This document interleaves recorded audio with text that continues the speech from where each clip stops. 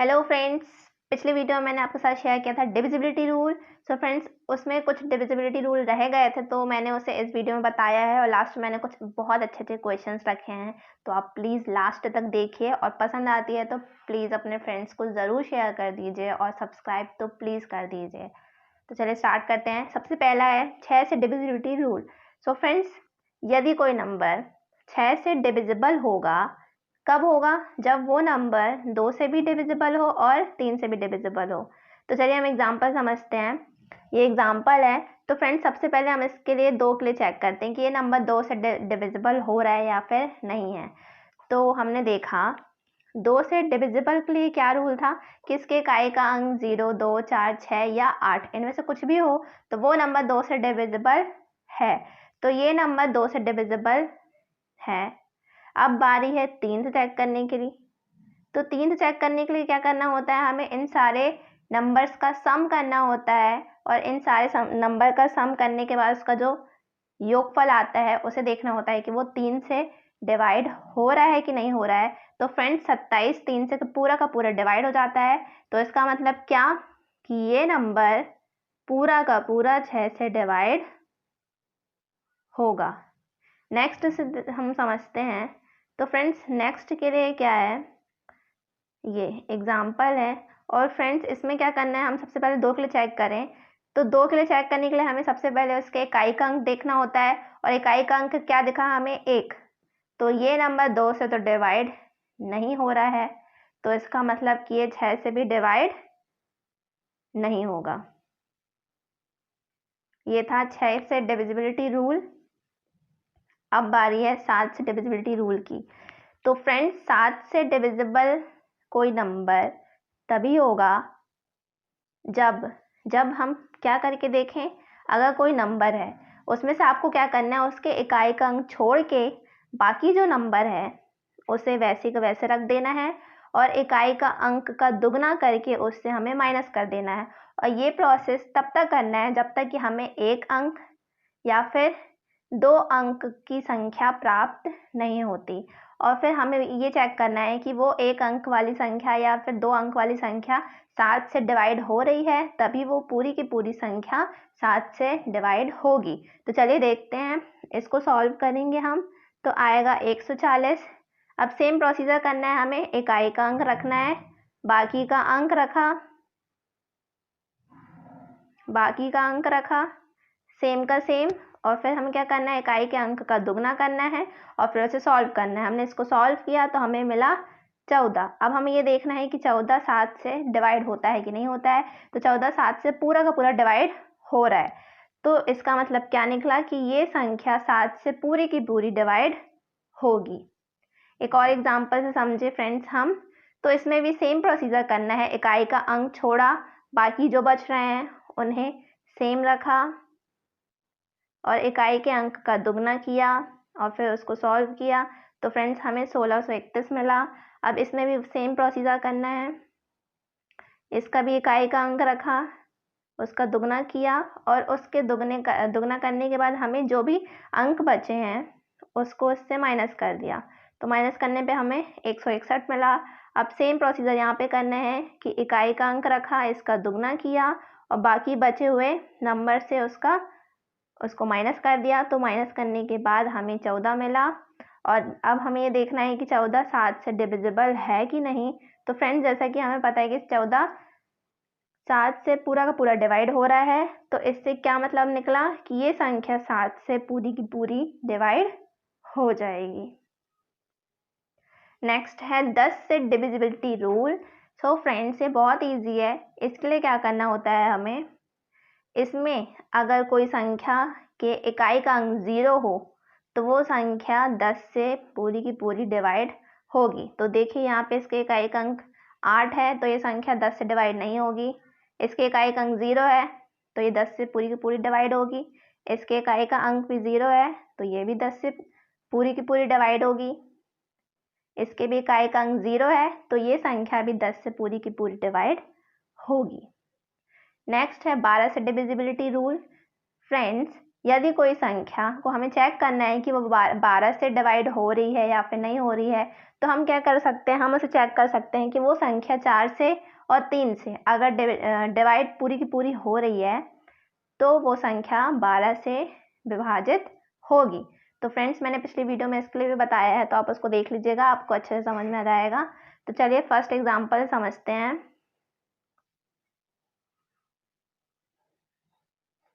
तो सबसे पहले हम 4 के लिए देखेंगे। तो 4 के लिए देखने के लिए हमें क्या लेना होता है, इकाई का अंक और दहाई का अंक। हमने दोनों लिया। अब हमें देखना है कि ये इकाई और दहाई से बनी संख्या 4 से डिवाइड हो रही है या फिर नहीं हो रही है। तो ये 24 4 से पूरी की पूरी डिवाइड हो जाती है। तो 4 के लिए तो ये प्रूव हो गया कि 4 से ये संख्या जा रही है। अब हमें देखना है ये 3 से जा रही है कि नहीं जा रही है। तो 3 से जाने के लिए हमें इनका सम करना होता है, इनका योग करना होता है। हमने योग किया और इसका योगफल 12 मिला।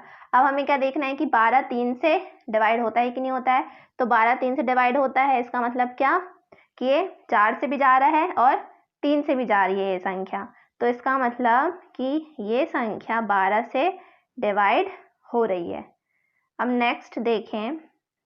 तो इसके लिए भी सबसे पहले हमने 4 के लिए चेक किया और 4 से चेक करने के लिए क्या देखा हमने कि ये संख्या हमें 28 मिली और 28 4 से पूरी की पूरी डिवाइड हो जाती है।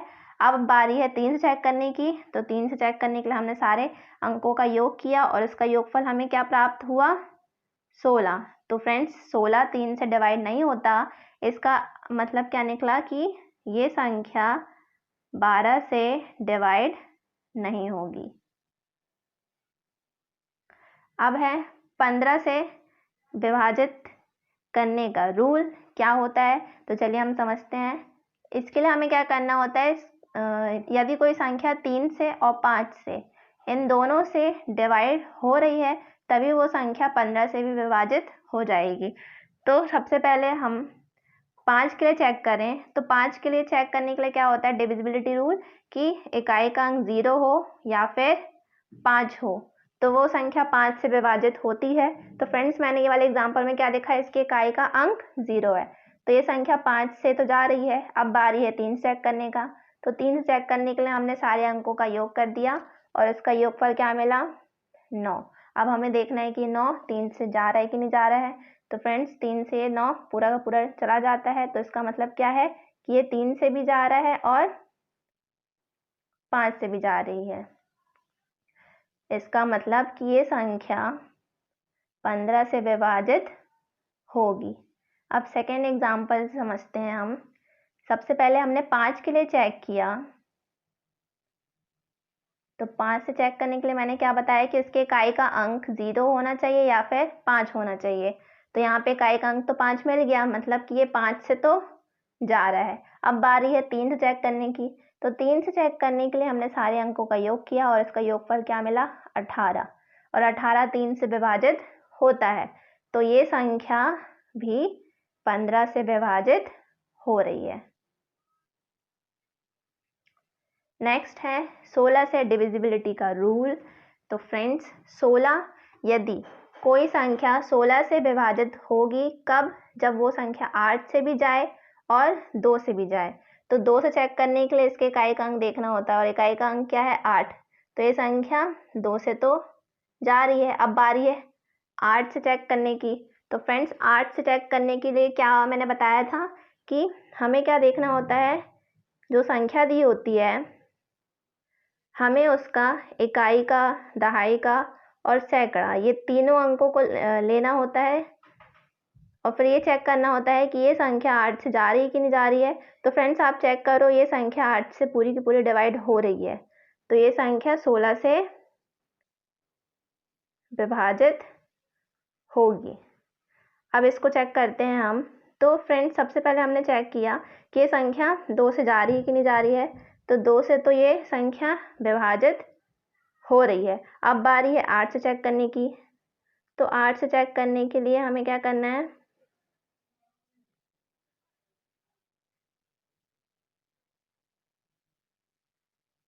इकाई, दहाई और सैकड़े से बनी संख्या लेनी है और उसे देखना है कि ये संख्या 8 से विभाजित होती है कि नहीं होती है। तो फ्रेंड्स ये संख्या 8 से विभाजित नहीं हो रही है, तो इसका मतलब कि ये संख्या 16 से विभाजित नहीं होगी।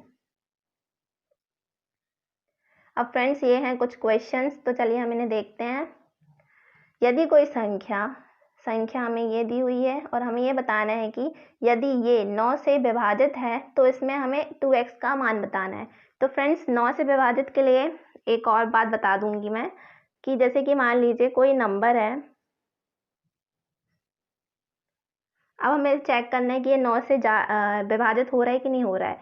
तो फ्रेंड्स सबसे पहले आपको क्या करना है, 9 से डिविजिबिलिटी के लिए जितने भी 9 दिख रहे हैं या फिर जितने भी अंकों का योग 9 हो रहा है आप उसको हटा दो।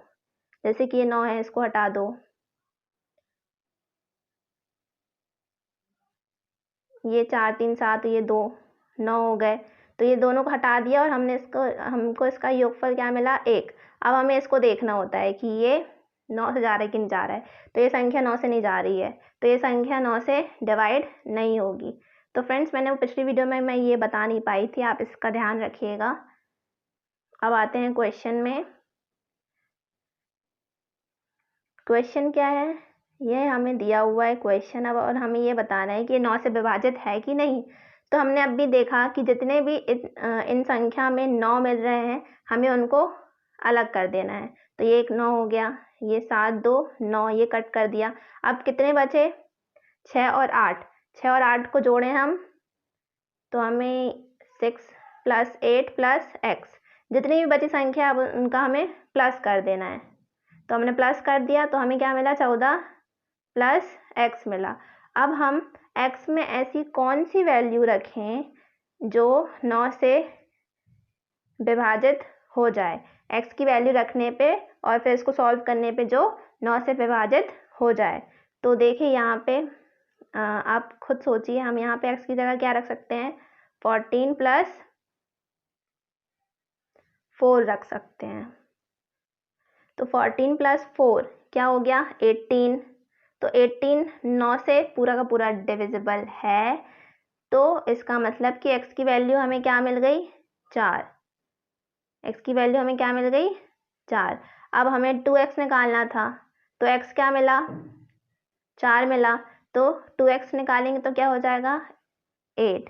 तो इसका आंसर क्या आ गया, 8। सेकेंड क्वेश्चन है, यदि कोई 8 अंकीय संख्या 88 से विभाजित है तो हमें इसका मान बताना है। तो फ्रेंड्स 88 से विभाजित कब होगी, जब वो 11 से भी जाए और 8 से भी जाए। तो हमने सबसे पहले क्या किया, इस संख्या में हमने पता लगाया। सबसे पहले हमने चेक किया 8 के लिए, तो 8 के लिए क्या करना है, हमें इकाई, दहाई और सैकड़े का अंक लेना है। और अब हमें इसको देखना है कि 8 से कैसे डिविजिबल होगा। हम y की जगह क्या रखें कि पूरा का पूरा ये संख्या 8 से डिवाइड हो जाए। तो हमने y की जगह 2 रख के देखा, तो y की जगह 2 रखा तो ये संख्या क्या हो रही है, 912 हो रही है, और 912 8 से पूरी की पूरी जा रही है। तो इसका मतलब क्या हुआ कि y का मान हमें क्या मिल गया, 2 मिल गया। अब बारी है हमें 11 से चेक करने की। तो 11 से चेक करने के लिए क्या करते हैं, हम सम स्थानों के अंकों का योग माइनस विषम स्थानों के अंकों का योग करते हैं। तो हमने सम स्थानों के अंकों का योग किया, यहाँ से स्टार्ट किया 1 0 फिर 9 फिर +1, ये सम स्थान हो गए। माइनस विषम स्थान y 9 + x + 7, ये विषम स्थान वाले हो गए।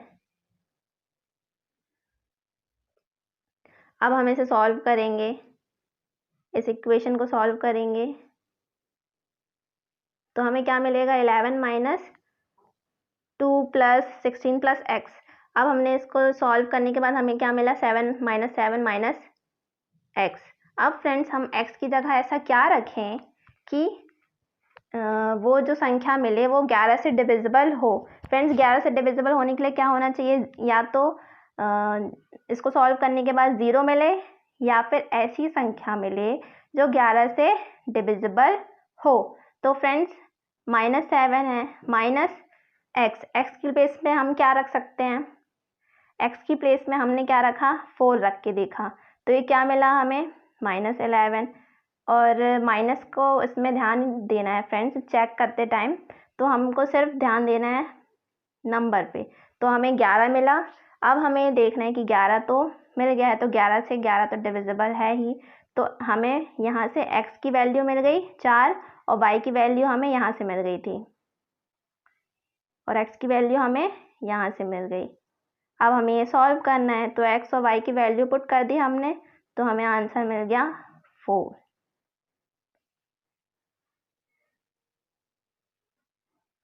सेकेंड क्वेश्चन ये है, यदि कोई संख्या 4 से विभाजित है तो हमें इसका मान बताना है। तो संख्या देखते हैं, ये दी हुई है हमें। अब मैंने क्या बताया था फ्रेंड्स, 4 से विभाजित होने के लिए क्या करना होता है, इकाई और दहाई वाली संख्या लेनी होती है। अब हमने ले तो लिया है, अब हम क्या रखें इसकी जगह पे क्या रखें कि तब जाके वो 4 से विभाजित हो। तो हमने 1 से लेके स्टार्ट किया रखना, तो 14 आया, तो 14 तो 4 से जाएगा नहीं, फिर हमने क्या रखा, अब हमने 2 रख के देखा, तो अब ये जो है ये संख्या 4 से जा रही है, इसका मतलब कि इसकी प्लेस में हम क्या रख सकते हैं, 2। तो हमें इसका मान क्या मिल गया, 2। नेक्स्ट है, यदि संख्या ये 72 से विभाजित है तो हमें इसका मान बताना है। फ्रेंड्स कोई संख्या 72 से कब विभाजित होगी, यदि वो संख्या 9 से भी जाए और 8 से भी जाए। तो हम क्या कर सकते हैं चेक, सबसे पहले तो 8 के लिए चेक कर सकते हैं। तो 8 से चेक करने के लिए हमने संख्या देखी। अब हमें क्या करना है, 8 से चेक करने के लिए इकाई, दहाई और सैकड़े से बनी अंकों वाली संख्या लेनी है, हमने ले लिया। अब y की जगह हमें 1 से लेकर स्टार्ट करना है और 1 2 3 रख के देखना है और चेक करना है कि वो संख्या 8 से डिवाइड हो रही है कि नहीं पूरी की पूरी। तो हमने चेक किया और y की प्लेस में अगर हमने 2 रखा तो तब जाके देखा कि ये संख्या 312 जो है वो 8 से पूरी की पूरी डिवाइड हो रही है। इसका मतलब कि y की जगह में क्या आएगा हमारा, 2। तो हमें y की वैल्यू तो मिल गई। अब बारी है x की वैल्यू पता करने की। तो x की वैल्यू पता करने के लिए अब हमने क्या किया, 9 के लिए रूल लगाया। तो 9 के लिए रूल क्या था, मैंने अभी बताया था, जैसे कि ये नंबर है, y की जगह हमें क्या मिल गया, 2, तो हम यहाँ पे 2 रख देते हैं।